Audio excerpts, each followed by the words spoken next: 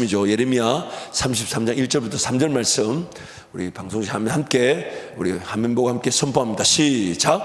예레미야가 아직 시대 뜰에 갇혀 있을 때에 여호와의 말씀이 그에게 두 번째로 임하니라. 이르시되 이를 행하시는 여호와, 그것을 만들며 성취하시는 여호와, 그의 이름을 여호와라 네가 이와 같이 이르시는도다. 너는 내게 부르짖으라. 내가 내게 응답하겠고 내가 알지 못하는 크고 은밀한 일을 내게 보이리라. 아멘. 예레미야 선지자는 다른 선지자들과 좀 다르게 남유다 왕국이 멸망되어가는 모든 과정을 다 지켜보았습니다. 그래서 이제 더 이상 그들의 죄를 돌이킬 수 없어 하나님이 예레미야를 통해 바벨론 70년 그 포로 생활이 너희들을 위한 것이니까 바벨론에게 항복하고 그 길을 가서, 그래서 예레미야 29장 말씀 보면 이렇게 얘기하죠. 바벨론 땅에 가서도 거기서도 집을 가꾸고 정원을 만들고 밭을 길고 자녀를 놓고 자녀를 길러내며 거기서도 하나님과 동행하는 삶을 가져라. 비록 그것이 바벨론 땅의 70년 포로 생활이랄지라도 하나님은 예레미야 선지자를 통해 너희들을 위한 하나님의 인도하심이니까 그 바벨론 포로 생활 70년을 받아들여라, 그렇게 말씀을 전했죠. 그러나 이 이스라엘 백성들이 그 말을 듣지 않았습니다. 예레미야서는 총 52장인데 1장부터 32장까지 이제 그 첫 번째로 하나님께서 예레미야를 통해 말씀하신 내용들이죠. 특히 1장부터 29장까지는 그 이스라엘 백성들의 죄악들, 그로 인해 다른 민족들이 번영하여져서 하나님 그들을 통해 이스라엘 백성들을 심판하시나, 그러나 그 심판은 하나님의 백성들을 하나님께서 정결케 하시기 위한, 예를 드는 거예요. 여러분, 선악과를 따먹는 불순종을 저질렀어요. 근데 계속 그들에게 그런 죄에 대한 죄가 무엇인지를 알려주고 그에 대한 대가로, 그래서 에덴 동산에서 쫓아내지 않으셨다면 그들은 하나님께 불순종하고 죄를 짓는 상태에서 생명나무 씨가를 따먹고 영원히 저주받은 인생을 살고 말았을 겁니다. 마치 하나님은 오늘 우리를 지키시기 위해 그런 심판의 자리에 세우실 때도 있습니다. 왜요? 우리를 더 정결케 하시고 우리를 새롭게 하시고 우리를 회복시켜 주시기 위해서. 그래서 하나님이 그런 어떤 이스라엘 백성들의 죄악에도 불구하고 그 심판을 통해 그들을 회복시키고 반드시 내가 돌이키게 하겠다. 그래서 30장, 31장, 32장에 보면 하나님의 그런 회복의 꿈들, 회복의 비전들이 선포되죠. 그러면서 33장에 이제 두 번째로 엘리야에게 임하셔서 하신 말씀이, 너는 내게 부르짖으라. 이를 성취하는 여호와, 그것을 이루시는 여호와, 그 여호와 한 분이면 충분한 여호와, 그분이 우리에게 말씀하시되 너는 내게 부르짖으라. 내가 내게 응답하겠고 내가 알지 못하는 크고 은밀한 일을 내게 보일 것이다. 한 가지 질문을 던져봐야 돼요. 하나님이 31장부터 32장까지 이스라엘 백성들의 죄가 무엇이며 또한 그 죄 가운데 그들에게 필요한 회복의 기간, 그 심판의 과정으로서 회복의 기간이 바벨론 70년 포로 생활이 무엇인지 다 설명하시고, 또 그들을 70년 이후에 되돌리실 때에 하나님이 계획하셨다 그래요. 그 일을 내가 이룰 때에 그들이 춤을 추는 것처럼 주께로 돌아오게 될 것이고, 그 모든 이방 나라들 하나님을 무시하고 하나님의 백성들을 없인 여겼던 그들은 철저하게 무너지게 될 것이라고 다 얘기하셨어요. 그 계획을 다 말하셨는데, 그런데 예레미야에게 이렇게 얘기하십니다. 그래도 네가 내게 부르짖으라. 네가 내게 부르짖으라. 에스겔 선지자에게도 똑같이 얘기하셨어요. 에스겔서 36장 말씀인데 우리 방송실 에스겔서 36장 말씀 같이 한번 띄워주세요. 에스겔서 36장 말씀 함께 선포합니다. 사람이 이르기를 이 땅이 황폐하더니 이제는 에덴 동산같이 되었고 황량하고 적막하고 무너진 성읍들의 성벽과 주민이 있다 하리니 너희 사방에 남은 이방 사람이 나 여호와가 무너진 곳을 건축하며 황폐한 자리에 심은 줄을 알리라. 나 여호와가 말하였으니 이루리라. 주 여호와께서 이같이 말씀하셨느니라. 그래도 이스라엘 족속이 이같이 자기들에게 이루어지기를 내게 구하여야 할지라. 내가 그들의 수요를 양떼같이 많아지게 하되 제사 드릴 양떼 곧 예루살렘이 정한 절기의 양무리 같이 황폐한 성읍을 사람의 때로 채우리라. 그래한즉 그들이 나를 여호와인 줄 알리라 하셨느니라. 아멘. 에스겔 선지자에게도 똑같이 말씀하셨어요. 그들을 내가 회복시킬 것이다. 그들이 주께로 돌아오게 될 것이다. 그들이 이전과 같지 않을 것이다. 그래서 황폐한 성읍에 하나님의 성들이 세워지게 될 것이고 잃어버렸던 백성들이 주께로 돌아오게 될 것이다. 그런데 37절에 뭐랍니까? 그래도 그 이스라엘 백성들이 내게 이루어지기를 뭐 해야 된다고요? 뭐 해야 된다고요? 기도해야 할지라. 기도가 하나님의 역사를 이루는 조건이라고 말할 수는 없습니다. 무슨 말이냐면 내가 기도했기 때문에 하나님이 일을 행하셔야 한다. 마치 원인이 나의 기도에 있고 결과가 하나님의 역사인 것처럼 말할 수는 없습니다. 그러나 나중에 지나고 보면 하나님의 역사를 딱 경험하게 될 때 하나님이 그때 내 기도를 사용해 주셨구나. 그리고 이렇게 질문을 던져봐야 돼요. 만약에 내가 그때 그 기도를 하지 않았다면 오늘 내가 이 은혜 자리에 와 있을까? 성경에는 나오지 않아요. 근데 우리 모두는 다 경험이 있어 알아요. 만약 내가 그때 금식하고 기도하지 않았다면 오늘 난 이 자리, 이 은혜 자리에 이르지 못했을 겁니다. 다시요. 내가 그때 금식하고 기도했기 때문에 오늘 이 역사가 나타났다라고는 말할 수 없습니다. 우리 기도가 마치 하나님의 일을 무조건 드러내는 조건이라고 말할 수는 없어요. 근데 오늘 내가 이 자리에 왔을 때 그 은혜를 누리는 자들이 지난날의 삶을 볼 때 가장 감사하게 되는 게 뭐냐면 하나님 나에게 그때 금식하게 하시고 기도하게 하셨던 것. 그 역사를 딱 경험하고 나면 그때 금식할 수 있었던 거, 기도할 수 있었던 게 은혜였구나. 그리고 내 기도한 대로 이루어 주셨구나. 내 기도가 하나님의 역사를 이루었다고 자랑하진 않아요. 근데 하나님의 역사를 맛보는 자리에서 기도하게 하셨던 것이 은혜인 줄은 압니다. 2007년에 제가 교회 사역을 이렇게 잘 감당하다가 담임 목사님이 먼저 2006년 9월에 먼저 사임을 하시고 새로 이제 목사님 오셔서 이제 같이 사역을 하다가 주님 저에게 이제 교회를 사임해라. 그 사임해라는 그 감동과 함께 다른 교회에서 사역의 기회가 이렇게 얘기가 있었어요. 거의 다 되는 것처럼. 그리고 저도 그 교회를 가기를 바랬고.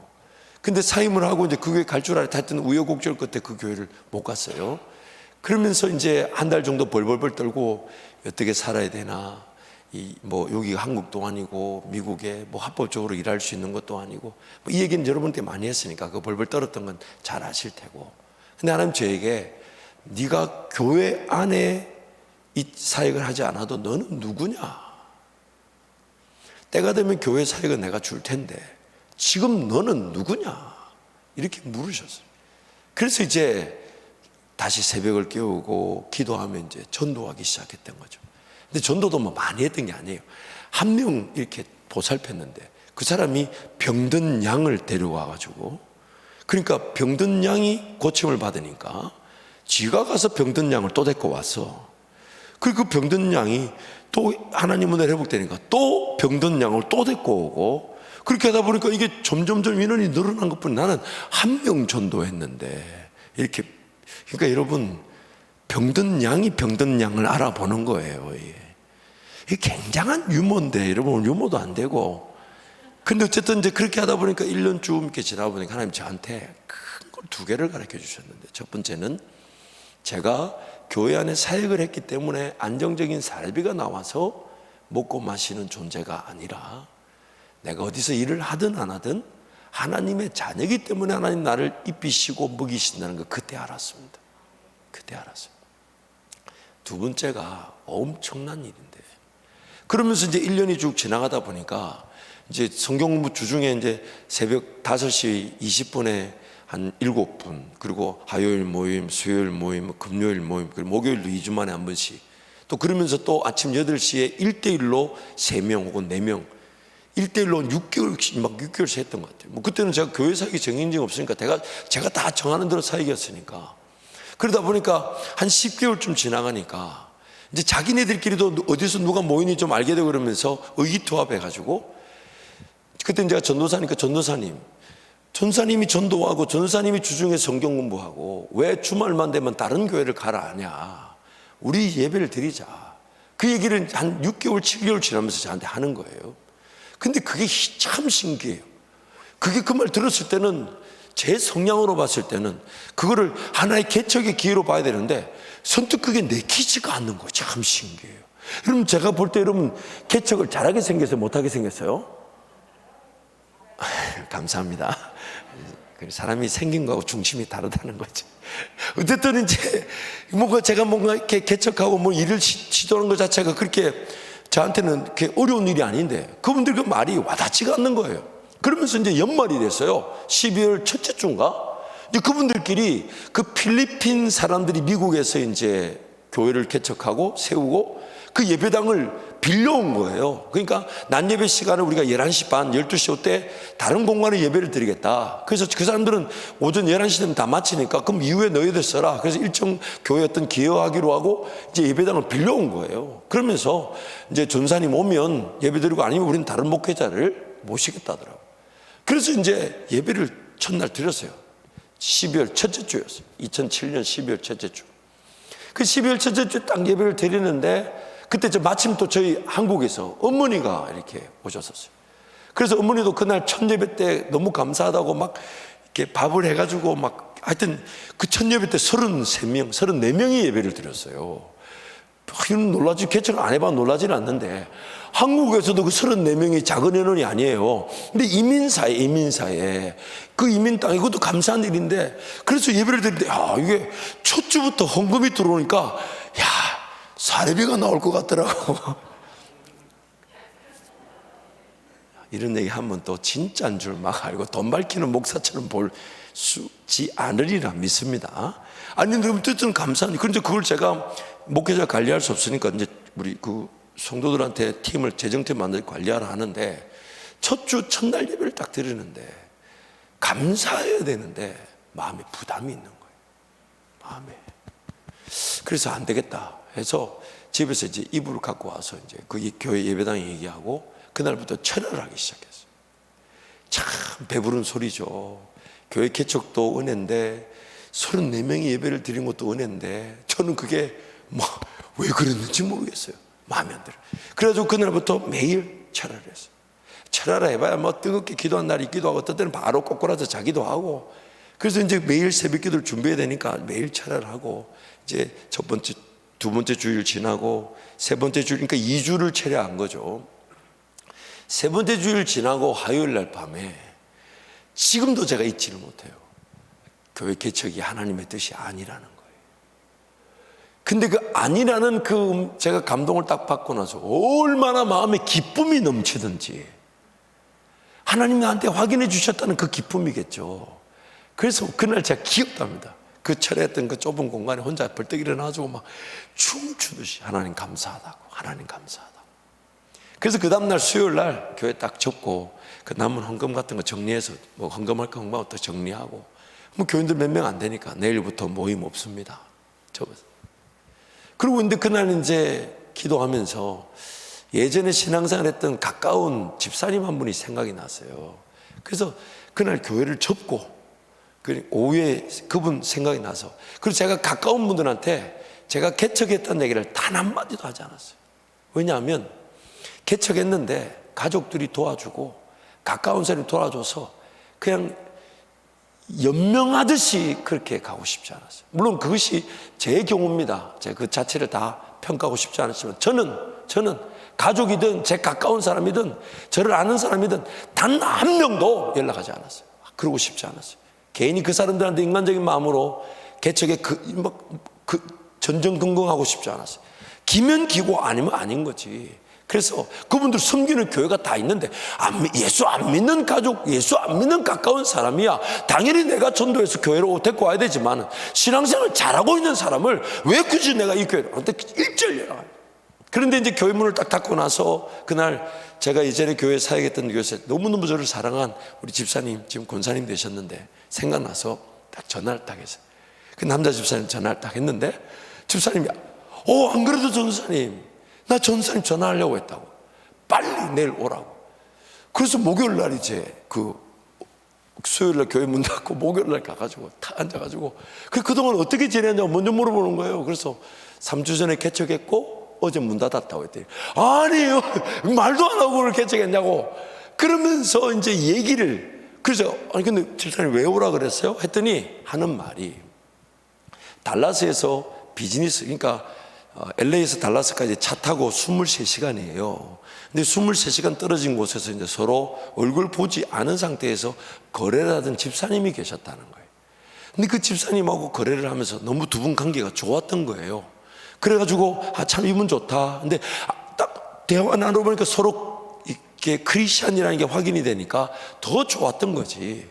그러고 있는데 지난 주간에 그분이 마침 거래를 계속 하다가 그래도 한번 제가 LA로 갈게 와서 그 사업장에 와서 서로 교제를 했다는 거예요. 이미 비즈니스는 제법 했고 거래는 했고 그래서 서로 좋게 여기는데 와서 딱 만나니까 더 좋았던 거지. 그래서 이분이 이제 거래를 하고 이제 다시 이제 이 집사님이 달라스로 돌아간 거예요. 달라스 돌아갔는데 돌아가자마자 금요일인가 토요일 날 주말에 전화가 왔다는 거예요. LA 집사님한테. 뭔 얘기냐, 이분이 대화를 하다가 달라스 집사님한테 제가 우리 LA에서 우리 신앙생활하던 교회 전도사님 한 분이 그 달라스에 있는 학교를 꼭 가고 싶어 했다고 이 얘기를 한 거예요. 왜냐면 제가 그 텍사스에 있는 사우스 웨스턴이라는 침례신학교에 입학 허가, 즉 합격은 해놓고 못 가고 있는 상태에서 LA에 있었거든요. 학교를 가고 싶었어요. 기독교 교육학으로 가고 싶었는데 이제 못 가고 있고 그 얘기를 제 주변 분들한테 기도 부탁을 한 터라 그분 가까우셔서 제 기도를 알고 계셨고 달라스에서 왔다니까 그 일을 생각나서 한 거예요. 그러니까 이분 그 달라스 손님 집사님도 그러냐고. 그리고 이제 이분이 그 거래를 마치고 목요일 날 집으로 갔고 집에 딱 가니까 담임 목사님이 신방을 와 있더래요. 알고 보니까 신앙이 좋은 사람이 아니었어요. 오로지 하나님이 저를 달라스로 보내시려고 쓰신 도구인데 물론 나중에 또 더 좋아지셨지만 그래가지고 이분이 이제 LA에서 비즈니스 마치고 집에 왔더니 담임 목사님 신방으로 와 있으니까 뭐 마땅히 할 말이 없잖아요. 그러니까 그게 다 해놓고 LA 갔더니 저를 한 번도 본 적도 없고 이력서를 본 적도 없는데 LA에 괜찮은 전도사님이 달라스 오고 싶어 하는 것 같다 이렇게 얘기를 했다는 거예요. 저를 본 적도 없고 대화도 해본 적 없는데. 그런데 이 목사님이 주말에 기도하시면서 이게 머릿속에 떠나지 않은 거예요. 그래가지고 월요일인가 화요일인가 그 집사님한테 그 전사님 가능하면 한번 달라스로 오시라 하시죠. 그래서 그 집사님 LA 집사님한테 전화를 한 거예요. 그 전사님 한번 달라스 오게 해달라고. 근데 여러분 보세요. 하나님 저한테 셋째 주일 지난 화요일 날 아니라 하셨는데 저를 위한 길은 그 전주 일주일 전부터 사람들 만나게 하시고 일이 진행되게 하셨어요. 그래서 제가 그 우리 LA 집사님이 티켓팅까지 해줘가지고 달라스 갔고 설교를 했더니 그 여러분 잘 아는 대로 아가 워낙 어디 가든지 사랑을 받잖아요. 왜 웃어요? 왜? 여러분도 그래서 담임 목사로 지금 서 있는 거 아닙니까? 그러니까 그 목사님이 당장 오라는 거예요. 그런데 그때 우리 보라가 막내가 이제 임신 중이었기 때문에 이걸 뭐 줄을 또 바꾸면 병원도 바꿔야 되고 산모가 이리저리 불편하니까 목사님 놓고 가겠다고. 그때가 제 기억에 2월 달인가 그랬어요. 그 보라는 7월 달에 태어났는데 근데 2월 달에 이제 그렇게 결정이 나 있는데 한 달 지나고 2달 지나니까 그쪽 목사님이 너무 오래 걸려서 안 되겠다고. 그래서 이제 한국에 저희 어머님 좀 오시라 그래서 이제 LA에서 이제 어머니하고 제 아내하고 애들은 있고 저 혼자서 이제 달라스를 갔고 달라스 갔을 때 제가 어떤 전임 사역자도 아니었어요. 저는 파트 사역자였는데 목사님 배려로 이제 파트를 사역하게 되었지만 청년부를 맡게 됐는데 그 저를 소개한 달라스 집사님이 자기 집에 방을 한 칸 줘가지고 그 집에서 새끼 식사 다 해결하고 잠자고 그렇게 교회 사역을 하면서, 그래서 거기서 나중에 이제 학교 가는 시간 빼고 전임 사역 하달라 그래서 지금도 그 사우스웨스턴에는 그 유학생들 모임에 그런 전설이 돌고 있대요. 학교를 전임으로 다니면서 교회를 전임으로 사역한 목사가 있었다, 사역자가 있었다. 유학생들 힘내라고. 그러니까 학비, 생활비 이런 사역이 다 해결된 유학생이 있었다. 제 얘기를 분명히 그때 우리 고등부 전도사 그 그 고등부 전도사 하나 있었는데 같이 유학생이었어요. 같이 유학생인데 자기는 그냥 고등부 파트 전도사 있고 저는 이제 전임이다 보니까 그 놈이 퍼뜨렸을 그놈이는 죄송해요. 그 사역자가 퍼뜨렸을 것 같아요. 어쨌든 좋은 소식이죠. 여러분, 그러면서 제가 질문을 한번 던져보죠. 만약에 제가 마음의 부담을 가지고 철야하며 기도하지 않았다면 그런 하나님의 인도하심을 볼 수 있었을까요? 없는 이유는 딱 한 가지입니다. 내가 아무것도 하지 않았는데, 그러나 내가 할 수 없는 그 구원의 역사는 예수님 홀로 하셔야 되지만, 예수님이 나를 위해 죽어주신 그 이유는 나와 하나님과의 관계 때문이죠. 아버지를 아버지라 부를 수 있는 아들로, 그래서 자녀의 권세와 능력을 맛보며 사는, 근데 그 권세와 능력이 맛보아질 이제 구원 이후의 삶에 내가 하나님 앞에 기도하고 매달리며 사모하고 기다리고 은혜를 간구하지 않았는데 그런 역사들이 나타난다면 내 삶은 어떻게 될까요? 더 뜨겁게 주님 사랑할까요? 아니면 내버려 둘까요? 어떨 것 같아요, 여러분? 이미 우리는 그 죄의 집이라는 걸 충분히 알고 있습니다. 물론 내가 기도했기 때문에 하나님이 그렇게 일을 행하셨다 말하지 않아요. 그렇게 자랑하지 않아요. 하지만 하나님이 어떤 역사를 나를 위해 길을 인도하실 때 그 기간에 보면 어떻게든 나에게 금식할 기회와 기도의 기회를 주기를 원하시고, 그것이 마치 하나님의 역사의 이유라도 되는 것처럼, 결코 조건이나 이유가 될 수 없는데 마치 이유라도 되는 것처럼 나에게 기도하게 하실 때가 있다는 거예요. 만약 제가 개척을 하기 전에 교회 사역지가 없어도, 그래서 일용할 양식이 어떤 정기적인 사례비가 없는 중에도 하나님 나에게 어떻게 주실지 벌벌 떨기만 했다면 하나님 저에게 그런 전도의 기회와 교회 개척의 기회를 주셨을까요? 교회 사역지가 없어도 넌 누구냐? 그 질문에 저부터 새벽을 깨우고 기도하며 하나님 예배하겠습니다. 저는 복음을 전하는 자입니다. 라는, 내가 사역도 없고 내가 어떤 일이 없는데도 제 자신을 쳐서 기도의 자리, 예배의 자리에 나를 세우지 않았다면 전도나 개척의 기회나 또 그것을 품고 기도하며 철회하며 기도하는 이 모든 과정은 없었을 겁니다. 없었을 겁니다. 오늘 우리의 영적 형편을 분명히 봐야 합니다. 하나님은 항상 우리에게 더 놀라운 은혜를 주기를 원하시죠. 근데 그 더 놀라운 은혜가 마치 더러운 그릇이 깨끗해지듯 희생하고 수고하고 충성하고 헌신함 없이 주어질 수가 없습니다. 예를 들면 이런 거죠. 돈을 더 주고 싶어도 지금 잘못 쓰고 있는데, 세상 오라 유행 문화를 쓰고 있는데 나 더 주시면 나 하나님께 더 드리겠다는 게 맞을까요? 아니면 그 모든 것들이 마치 자기 부인과 죽음의 기회가 돼서 정리정돈이 되고 아껴지고 모아져서 드릴 때 하나님이 더 크게 역사하시는 게 맞을까요? 우리는 더 많은 돈이나 시간이 없어서 하나님을 섬기지 못하는 것이 아니라 이미 주신 삶의 자리에서 하나님의 것을 하나님의 것답게 구별하지 못하기 때문에 쓰임받지 못하는 것입니다. 그러므로 오늘 우리는 뭐 어떤 일이 어떻게 나타날지 모르지만 지금 내가 기도가 되지 않는 걸 두려워할 줄 알아야 돼요. 왜요? 지금 이걸로는 어떤 역사를 볼 수가 없습니다. 분명히 하나님이 다 계획해 놓으셨어요. 하나님.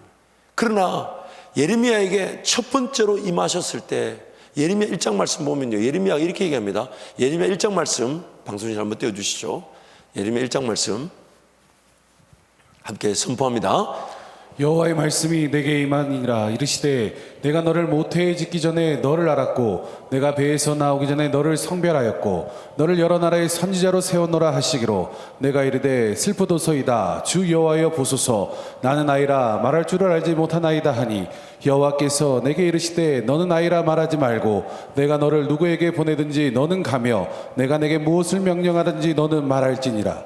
너는 그들 때문에 두려워하지 말라. 내가 너와 함께하여 너를 구원하리라. 나 여호와의 말이나 하시고 여호와께서 그의 손을 내밀어 내 입에 대시며 여호와께서 내게 이르시되 보라 내가 내 말을 내 입에 두었노라. 보라 내가 오늘 너를 여러 나라와 여러 왕국 위에 세워 내가 그것들을 뽑고 파괴하며 파멸하고 넘어뜨리며 건설하고 심게 하였느니라 하시니라.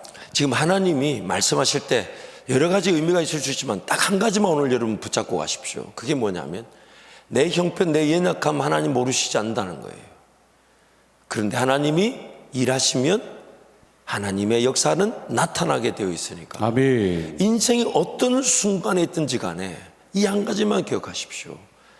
나의 오늘 기도가 하나님 나를 어디로 인도하시든지 간에 마치 그 기도가 조건이 되고 이유가 되게 하시듯 역사하실 것이니까. 아멘. 지금 내가 얼마나 없는지, 내가 얼마나 부족한지, 내가 얼마나 열등감에 사로잡혔는지, 말할 줄 아는지 모르는지, 생각할 줄 아는지 이런 거 하나님 개의치 않으신다는 거예요. 오직 한 가지, 하나님이 일하실 것이니까 아멘. 하나님 앞에 내가 매달리면 되고 기도하면 된다라는 이 믿음 하나면 하나님은 반드시 역사를 베풀어 주실 것이다. 아멘. 그래서 오늘 우리가 마음 먹어야 되는 거, 결단하고 다짐해야 되는 건 뭐냐면 하나님 오늘 내 기도가 되지 않는 거를 아파할 줄 알게 도와주십시오. 오늘 내가 뭔가 하나님 앞에 매달려서 금식하며 은혜를 구할 줄 모르는 걸 힘들어할 줄 알고 오늘 내가 살아계신 하나님을 살아계신 하나님으로 섬겨드리고 모셔드리고 인정해드리고 세워드리지 못하는 것을 부끄러워할 줄 알게 하시고 아멘. 이 여호와를 막론하고 삶이 어떤지 간에 심지어 두 번째 엘리야에게 임하셨을 때는 엘리야의 상황에 1절에 이렇게 얘기합니다. 그가 시대뜰에 갇혔을 때, 그래서 그 깊은 그 눅눅한 우물에 던져졌을 때입니다. 정말 그 볕도 제대로 보이지 않는 깊은 그 눅눅한 우물에 던져졌을 때 하나님 말씀하셨다는 거예요.